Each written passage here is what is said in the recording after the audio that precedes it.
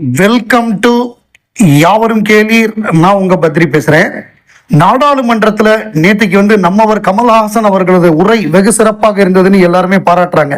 SIR தொடர்பாக அவருடைய speech ரொம்ப டீட்டெயிலா ரொம்ப பிரமாதமான ஒரு ஸ்பீச் அமைஞ்சிருந்தது. அது தொடர்பாக வைரமுத்து அவர்கள் பாராட்டி ஒரு பதிவு போட்டிருக்காரு. மாநிலங்களவை உறுப்பினர் கமல்ஹாசன் அவர்களின் நாடாளுமன்ற உரையை ஆசையோடு வாசித்தேன்.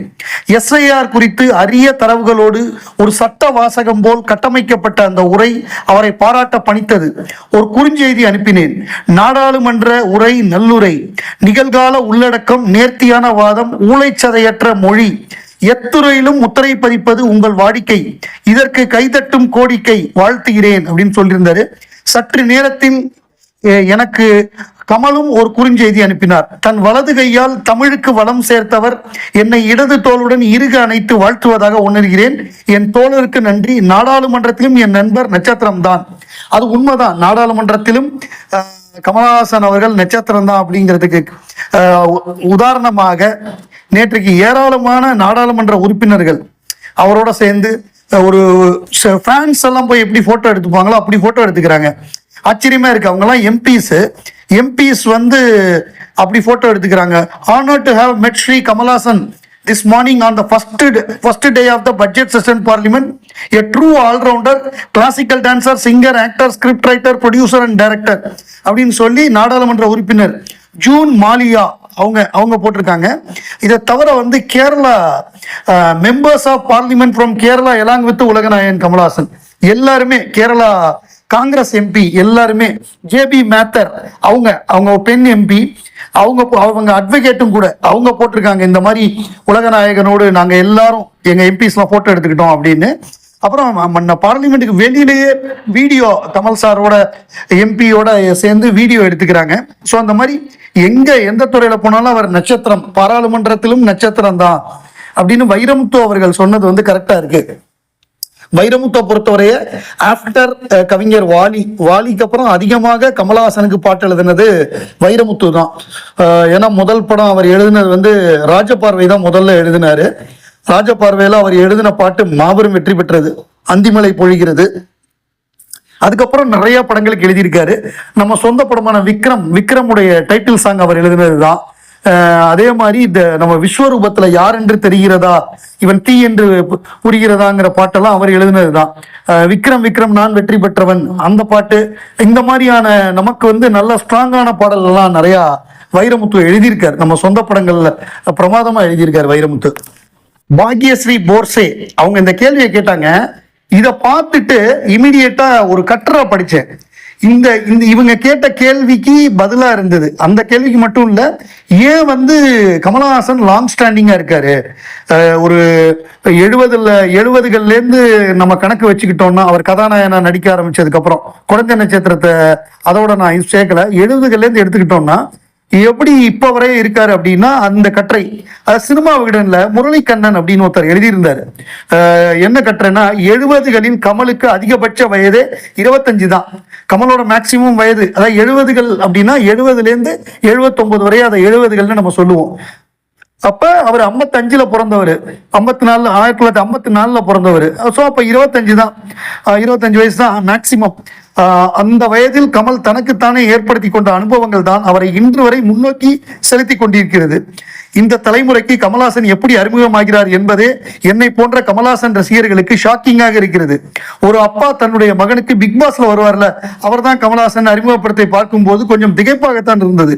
உலக நாயகனாக நடிப்பின் உச்சத்தில் இருக்கும் இந்த கமல்ஹாசன் எவ்வளவு பிடிக்குமோ அதே அளவு 70களில் இருந்த கமல்ஹாசனை எனக்கு ரொம்பவே பிடிக்கும். 1980கள் 90கள் 2000 எல்லாம் அவரின் படைப்புகள் தொடர்ந்து மெருகேறிக்கொண்டே வந்திருக்கின்றன. ஆனால் என்னை இன்றும் வசீகரிப்பது என்னவோ அந்த 70களின் கமல் தான். அந்த சமயத்தில் தான் புது புலனென பொங்கி பிரவாகம் எடுத்தார் கமல்ஹாசன். அவ்வளவு இளமையான நாயகன், தனித்தன்மையான நடிப்பு திறனுடன் கூடியவர். தமிழ் சினிமாக்கே புதிது. அதற்கு முன் நாயகராக வந்தவர்கள் எல்லாம் நாடக பின்புலத்திலிருந்து வந்தவர்கள். நன்கு நடனமாடக்கூடிய, சிறப்பாக முகபாகங்களை வெளிப்படுத்தக்கூடிய நாயகனாக அப்போதைய இயக்குநர்களுக்கு கிடைத்தார் கமல்ஹாசன். 70களின் முற்பகுதி வரை தமிழ் சினிமாவின் கதைக்களம் பெரும்பாலும் புராண கதைகள், காதல் கதைகள், குடும்ப சிக்கல் கதைகள், பழிவாங்கும் ஆக்ஷன் கதைகள் என்றே இருந்தன. மகேந்திரன், பாரதி ராஜா, பாலு மகேந்திரா போன்றோரின் வருகைக்கு பின்னரே அவரவர் வாழ்வியல் அனுபவங்களை பிரதிபலிக்கும் கதைகள் தமிழ் திரையில் உருவாகத் தொடங்கின.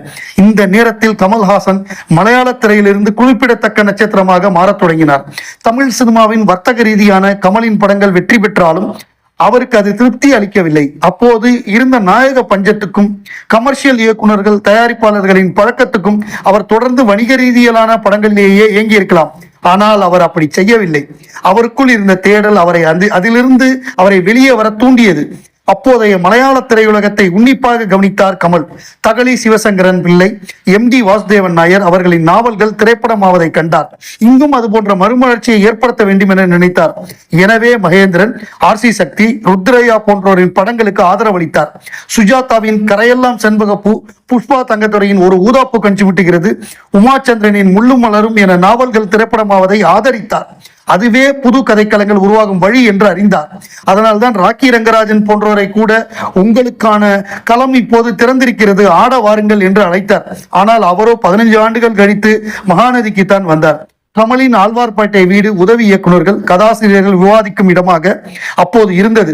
பெரிய தயாரிப்பு நிறுவனங்களின் கதை இலாக்கா போல வழக்கமான கதைகளை எப்படி மீண்டும் சுவாரஸ்யமாக கொடுப்பது என்று யோசிக்காமல் நாவல்களை எப்படி திரைக்கதையாக மாற்றுவது என விவாதிக்கும் இடமாக அது இருந்தது. தன் நடிப்புக்கு தீனி போடும் வேடங்கள் உருவாக வலுவான கதாசிரியர்கள் தமிழ் திரையுலகில் வேண்டும் என்பது கமலின் எண்ணமாக இருந்தது. இத்தனை யோசனை, இத்தனை முன்னேற்பாடுகள் அவற்றை சாத்தியமாக்கியது எல்லாம் அவரின் 25 வயதுக்குள் தமிழ், தெலுங்கு, கன்னடம், மலையாளம் ஆகிய 4 மொழிகளிலும் நல்ல திரைப்படங்களை கொடுத்த நடிகராக அவர் தன் 25 வயதிற்குள்ளேயே அறியப்பட்டிருந்தார். தனக்கான இரையை தானே தேடிக்கொள்ளும் சிங்கமாகவே அவர் அப்போது வலம் வந்தார். இத்தனைக்கும் அவர் ஏதும் யோசிக்காமலேயே களம் கொடுக்க கே. பாலச்சந்தர் தயாராக இருந்தார். அவரின் உடல் அமைப்பு, முக லட்சணம் கண்டு அவருக்கு வாய்ப்பளிக்க பல தயாரிப்பாளர்கள் இருந்தார்கள். தாங்கள் மனதில் நினைப்பதை திரையில் பிரதிபலிக்க கூடியவன் இவன்தான், இவனுக்காக கதை பண்ணலாம் என்று விருப்பம் கொண்ட பாரதி ராஜா, பாலு மகேந்திரா இருந்தார்கள். மலையாள இயக்குநர்கள் காத்திருந்தார்கள். ஆனால் கமல்ஹாசன் எளிதாக இதில் நினைத்துவிட்டு போகாமல் இத்தனையையும் மீறி புது கதைக்களங்கள் உருவாக தன்னையும் பலரையும் தயார்படுத்தி கொண்டிருந்தார். இப்போது 3 நாட்கள் ஒரு படம் ஓடுவதற்கு ஓராண்டு வரை முன்னோட்டம் கொடுக்கப்படுகிறது. நாயகன் தயாரிப்பு நிறுவனத்துடன் ஒப்பந்தம் போடுவது தொடங்கி முக்கிய ஆட்டை ஒப்பந்தம் செய்வது வரை விளம்பரப்படுத்தப்படுகிறது. பின்னர் டீசர், சிங்கிள், இசை வெளியீட்டு விழா, ட்ரெய்லர் விழா என தொடர்ந்து இப்படி ஒரு படம் வரப்போகிறது என விளம்பரம் வந்து கொண்டே இருக்கின்றன. பெரும்பாலான ரசிகர்கள் இந்த படத்துடன் தகவல்களுடன் தயாராக இருக்கிறார்கள். எல்லாம் படம் வெளியான 3 நாட்கள் தான். பின்னர் அப்படம் அது பற்றி எந்த விதமான ஆக்கப்பூர்வமான விவாதங்களையும் ஏற்படுத்தாமல் மறைந்து விடுகிறது. ஆனால் 70களில் ஒரு படம் வெளியாகும் போது வரும் விளம்பர சுவரட்டி மூலமே அப்படி ஒரு படம் வருகிறது என்பதே பெரும்பாலானோருக்கு தெரிய வரும். அப்படி வெளியான படங்கள் இன்று வரை பேசப்பட்டிருக்கின்றன. 16 வயதிலே சிகப்பு ரோஜாக்கள், மரோ சரித்ரா, அவள் அப்படித்தான், கோகிலா, மன்மத லீலை என 40 ஆண்டுகள் கழித்தும் பேசப்படும் பல படங்களை அவர் 70களில் கொடுத்திருக்கிறார். கமலின் 80களின் படங்கள், 90களின் படங்கள், 2000களின் படங்களை ஒப்பிட்டால் கமலின் 70களுடைய படங்கள் சாதாரணமாக தெரியக்கூடும். ஆனால் அவருக்குள் ஒரு தேடலை விதைத்தது அந்த 70கள் தான். அடுத்த 40 ஆண்டுகள் வெற்றிகரமாக இயங்குவதற்கான அடித்தளத்தை அமைத்துக் கொடுத்ததும் 70கள் தான்.